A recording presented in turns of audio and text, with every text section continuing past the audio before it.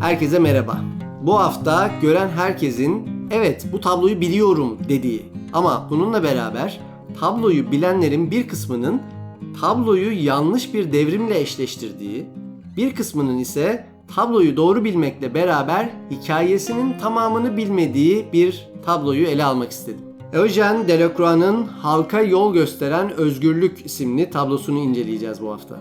Önce tablonun anlattığı siyasi olaylara girelim, ardından tablonun detaylarına. Tablo Fransa'daki 1830 devrimini anlatıyor. Doğru duydunuz. Meşhur 1789 devrimini değil, ondan yaklaşık 40 yıl sonraki başka bir devrimi anlatıyor bu tablo. Ama Fransa'da 1789'da olan o meşhur devrim aslında bir olaylar zincirinin ilk halkası oldu. Çünkü 1789'da birçoklarının sandığı gibi mesele 1789 içerisinde kapanıp bitmiyor. Yani 1789 gelince devrim başladı, kral yurt dışına kaçtı, işte bütün muhalifler ve devrimin düşmanları ortadan kaldırıldı ve ondan sonra ülkeye hızlıca huzur geldi, mutluluk geldi falan, böyle bir durum yok o dönemde. Ve tam da öyle olduğu için zaten 1830'a kadar giden bir sürü zincir olay gerçekleşti. O yüzden tabloyu tam olarak anlayabilmemiz için 1789'dan hikayeye başlamamız lazım. Devrimci güçlerin başlangıçtaki hedefi anayasa ışığında yürüyen, halkın taleplerinin kralın insafına bırakılmak yerine aktif bir meclisle karşılandığı bir yönetim kurmaktı. Bu yönüyle 1789 devrimi bir burjuva devrimiydi. Sloganı da özgürlük, eşitlik, kardeşlikti. Ve devrime giden yoldaki gelişmeler zamanla devrimin hedefinin meşruti monarşi yerine doğrudan cumhuriyet olmasını sağladı. Sonuçta devrimle beraber bütün eski rejim yani feodal kurumlar alt edildi. Yani devrimle beraber sadece kral ülkeden kaçmakla kalmadı. Aynı zamanda küçük bir azınlığın yani yaklaşık %3'ün %97'ye yüzyıllardır hükmetmesini sağlayan yapı yani eski rejim de devrildi. Bu rejimin sahipleri ve yiyicileri olan aristokrasi ve ruhban sınıfı da ya kovuldu ya da öldürüldü. Böylece bu kişilerin el koyup yönettiği topraklar da 1789 devriminden sonra kamuya geçmiş oldu. Bu noktada dikkatinizi çekerim. Kamuya geçti dedim. Halka geçti diyemedim. Çünkü henüz iş oralara gelmeden ortalık karışacak o dönemin Fransa'sında. Biraz önce dedim ya, kral ve tüm feodal bileşenler, aristokratlar, ruhbanlar vesaire kovuldu diye. İşte onlar kaçtıkları o diğer ülkelerdeki soylu akrabalarına, diğer soylulara, diğer kilisenin uzantı yani ruhban sınıfına vesaire hepsine gidip uyardılar ve dediler ki işte halk, o zaman halk çok kötü bir şey yani, soylular var bir de avam var. Avam ayaklandı, ayaklar baş oldu. Hani bizim Türkiye'deki tabirleriyle söyleyeyim. Bunlar bütün düzeni değiştiriyor ve bunlar çoğunluk. Bakın bizim başımıza geldi. Gelin birleşip bunların başını ezelim. Yoksa aynısı yakında sizin ülkenizde olacak diye hepsini alarma geçirdiler. Bunun üzerine daha Fransa'da devrim kurumları oturup yeniden bir düzen kurulmadan kocaman bir ittifak dört bir yandan devrim Fransa'sına saldırdı. İşte bu ortam bir nevi iç savaştan çıkmış ülkenin tüm kaynaklarını bu savaşa harcamasına neden oldu. Ve bu gerçekten büyük bir güç kaybı anlamına geliyordu Fransa için. Çünkü zaten daha o 1789 devrimine giden yol yüzyıl savaşları denilen ve Fransız ekonomisini çökerten bir küresel savaşlar zinciri sonrasında çöken bir ekonomiyle başlamıştı. Devrim süreci zaten ciddi bir ekonomik yıkım yapmıştı. Artı bir de üstüne bir savaş daha başlaması gerçekten Fransa ekonomisi, toplumunu ve nihayetinde siyasetini ciddi anlamda sarstı. Bu nedenle devrimi yapanlar o yani feodal yapılardan, işte aristokratların elinde tuttuğu, ruhban kilisenin elinde tuttuğu o toprakları halka dağıtamadan o kaynakları devlet için kullanmak zorunda kaldılar. Fakat bunu halka da tam olarak anlatamadıkları için, çünkü devrimi yaparken köylülerden en büyük desteği almışlardı. Bu toprağı biz bu azınlıktan alacağız, size vereceğiz diye. Ama veremediler. Haliyle bu sefer o ortamda köylüler çok ciddi ekonomik sıkıntılar, açlık yaşamaya başlayınca bu sefer bu devrim hükümetlerine karşı çok ciddi bir tepki uyanmaya başladı. Böylece devrimci hükümet bir yandan dışarıdan gelen saldırıya karşı koymaya çalışırken bir yandan da aslında onu takip eden dönemde de içeride kendisine tepki gösterenleri harcamaya başladı. Yani devrim kendi çocuklarını yemeye başladı. Ve süreç, bu tepki süreci ancak adına terör dönemi de denilen büyük bir güç kullanımı ile durdurulabildi. Böylece bu büyük güç kullanımı ile içerideki muhalefet de bastırıldı, dışarıda savaşta kazanıldı. İlk bakışta hükümet etme anlamında başarı gibi görünen bu gelişmeler aslında yeni rejimin kaynaklarının ve daha önemlisi meşruiyetinin büyük bölümünü de tüketmişti. İşte halktaki bu memnuniyetsizliği gören ve aynı zamanda dışarıya karşı verilen o savaşın Fransa'ya en büyük hediyesi olan yurttaş ordu denilen büyük de bir gücü kullanan bir asker bu kaotik ortamdan faydalanarak kendi tek kişilik iktidarını kuracaktı. Bu kişi Napolyon Bonaparte. Napolyon'un iktidarı çok etkili ama çok kısa oldu. Çok zeki bir politikacı ve asker olarak Fransız halkının büyük bölümünün taleplerini yerine getirip desteğini aldığı gibi bütün bir Avrupa'yı işgale girişti. İşin garibi devrimin üzerinden 20 yıl geçmemişti ki elindeki imkanları kullanarak Fransa'yı yeniden bir imparatorluğa dönüştürdü Napolyon. Ve bununla beraber yeni bir denge kurdu. Cumhuriyetin bir generali olarak yükselen ve kendi rejimini kuran Napolyon, bunu sağlamak için devrimle beraber gelmiş anayasa gibi, temsiliyet gibi kurumları korudu ve onlara saygı gösterdi. Bununla beraber yürütme kısmı diyebileceğimiz işleri yürüten kişi meselesini kendisinde topladı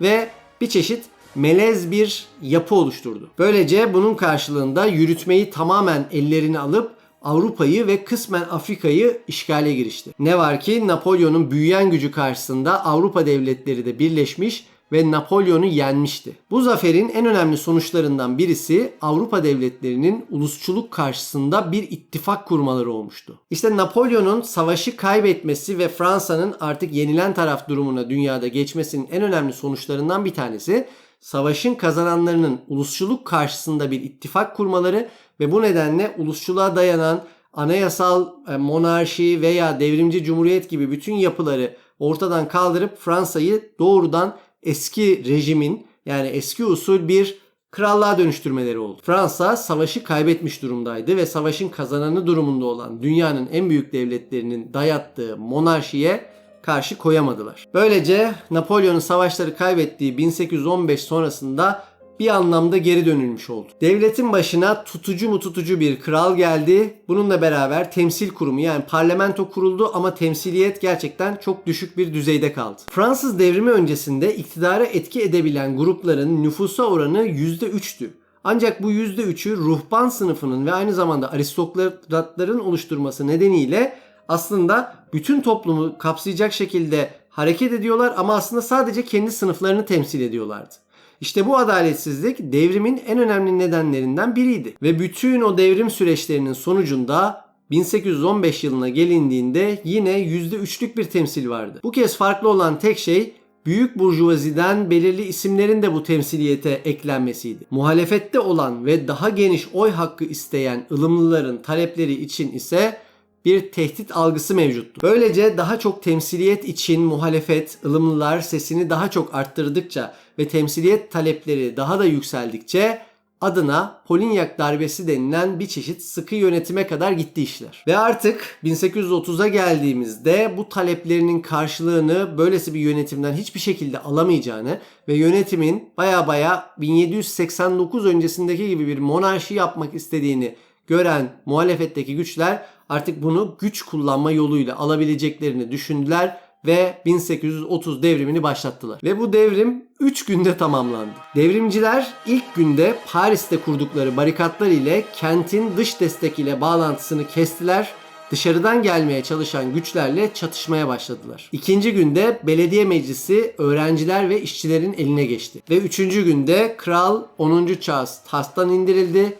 Yerine devrimcilerin taleplerini kabul eden Louis Philippe getirildi. Evet, siyasal gelişmeler bu şekilde. Şimdi bütün çerçeveyi oluşturduk. Şimdi o çerçevenin içine tabloyu oturtabiliriz. Öncelikle tablonun arka planına Notre Dame Katedrali gibi bir simgesel yapı konularak olayların Paris'te gerçekleştiği bilgisi verilse de tablonun odak noktasında şehrin dört bir yanında yer alan barikatlardan birisi konulmuş. Barikatlar dediğimizde o dönemin Paris'ini bilmemiz gerekiyor. Bildiğiniz gibi bugünün Paris'i büyük bulvarlarla bezeli, geniş ulaşım ağına sahip bir şehir. Oysa o dönemde Paris tam olarak öyle değildi. Daracık sokaklar ve dolambaçlı yollarla dolu bir şehirdi. İşte bu dar sokaklar savunulması kolay barikatların oluşmasını sağlıyor. Zaten sonrasında bu tecrübeler yani bu barikatlarla sokakların kolay savunulabilmesinden hareketle devrim sonrasında sokak yapıları tamamen değiştirilecek ve büyük bulvarlar oluşturulmaya başlayacak. Neyse, sonuçta tabloda gördüğümüz alan bu barikatlardan birisi.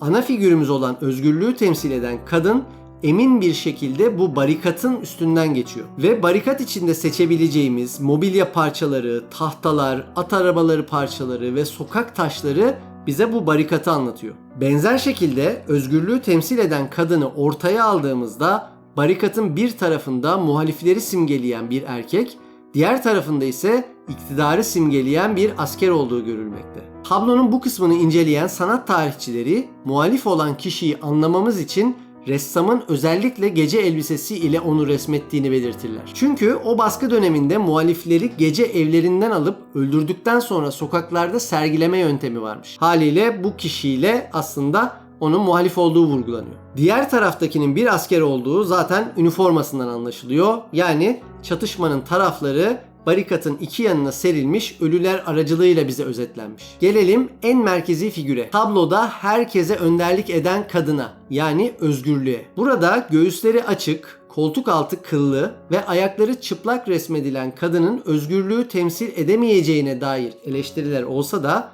biz bu kadının özgürlüğü temsil ettiğini yalnızca tablonun adından değil, aynı zamanda başındaki Frigya tarzı Pileus başlığından anlıyoruz. Helenistik dönem toplumlarında ve özellikle de Roma'da köle iken özgür hale getirilen kişilere bir tören yapılırmış. Bu törende eski kölenin başı kazınır ve yeni statüsünü temsil eden Pileus başlığı takılırmış. Böylece bu başlık zamanla özgürlüğün simgesi haline gelmiş, paralarda bile yer almıştır. İşte ressamımız da bu alegoriyi kullanarak insanlara liderlik edenin özgürlük olduğunu anlatır bize. Buna ek olarak özgürlüğü temsil eden kadının elinde de bugünün Fransız bayrağı da olan ve Fransız devriminin daha önce de değindiğim sloganı olan özgürlük, eşitlik, kardeşliği taşıyan bayrak yer alır. Ve son olarak özgürlüğü temsil eden kadını takip eden 3 figüre odaklanmamız gerekiyor. Burada Delacroix devrim için bir araya gelen ve kendi farklılıklarını bırakıp devrime odaklanan 3 farklı sınıfı vurgular. Yoksulları ya da sefilleri, İki eli de silahlı küçük çocuk temsil eder. Yoksullar kelimesinin haricinde sefiller kelimesini de ayrıca kasten kullandım. Çünkü bu çocuğun Victor Hugo'nun Sefillerinde yer alan Gavroche karakterinin kaynağı olduğu da söylenmekte. Özgürlüğü temsil eden kadının sağında yer alan iki genç erkekten silindir şapkalı olan burjuva sınıfını, beyaz gömlekli olan ise işçi sınıfını temsil etmekte. Evet, daha önce iki başka tabloda da yaptığımız üzere bugün de bir tablonun satır araları üzerinden tablonun resmedildiği dönemin siyasi ve tarihi yapısını konuştuk. Önümüzdeki videolarda da yeni tabloları ve yeni dönemleri ele almaya ve satır aralarını okumaya devam edeceğiz. Yeni videolarda görüşmek üzere.